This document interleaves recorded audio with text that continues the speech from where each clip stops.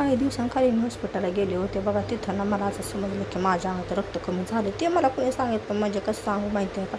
इथं मी ना blood check करत होते पण माझं ना स्वीट उचली तरी पण ब्लड काही येत नव्हतं. म्हणून मला म्हणत होते ते काजू बदाम शेंगदाणे खा. मग काय नुसतं तेवढं खाणं होत ना म्हणून इथे मी ना मस्तपैकी ना काजू ती मस्तपैकी अशी गरम पाण्यामध्ये भिजायला टाकली होती. 1 तास भिजल्यानंतर ना इथे मी मिक्सरमधून काढून घेतले बघा. आणि मिक्सरमध्ये काढली की त्यामध्ये साखर टाकून घेतली. ते पण मस्तपैकी अशी मी वाटून घेतली. आणि साईतर मला काय करू देतच नाही म्हणून काही काय माझी 11 वाजता रेसिपी चालू होती बघा. आणि मिक्सर पण ना खडूस काय वाजवू देत नव्हते. मग काही तुम्ही वाटून घेतलं नाही. ते पॅन ठेवला आणि पॅन गरम झाला की त्यामध्ये सारण टाकून घेतलं बघा. आणि इथं नाही मस्तपैकी मी हलवत होते. आणि मला ना काय माहीत नाही बघा खूप दिवसांनी ना काजू कतली खायची इच्छा झाली होती. पण नाही तर समजत असेल की मी काय बनवते. काजू कतली कोणाला आवडते होते मला कमेंट करून नक्की सांगा.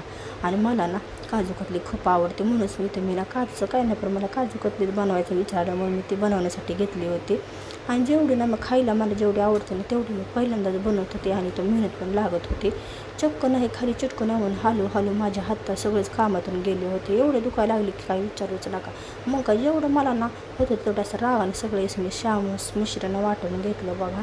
आणि इथं ना चेक करत होते मी पण ते खूप चिकट होतं. तोपर्यंत ना खाली चिटकायला लागलं आणि त्यामध्ये माझ्या हलून हात सगळं गेले बघा. मग काय बनवत तुम्ही चेक केलं तर त्याचा असं मस्तपैकी गोळा होत होता बघा. आणि मग काय पहिल्यांदाच करायला लागले म्हणून धाकधूक पण तेवढीच मनामध्ये होती. चला म्हणलं चांगले झाले तर चांगलं झालं म्हणून इथं मी करायला घेतलं होतं. पण त्याचा असा गोळा होत होता बघा. मग काय इथं ना मी बटर पेपर घेतला. बटर पेपर हे ना काजू कतलीचं सारण टाकून घेतलं बघा. आणि ना मला झोप पण तेवढीच येत होती. आणि हे खोटं ना तर मी काढला होता मग हे आवरायचंच पडलं होतं म्हणून इथं पटपट मी ना त्या बटर पेपरनेच असं करत होते. ते एवढं पोळत होतं ना की हात पण लावू देत नव्हतं. मग काय असं बटर पेपरनेच त्याची मी घडी मारून घेतली बघा. आणि हे मस्तपैकी ना अशी लाटून घेतली.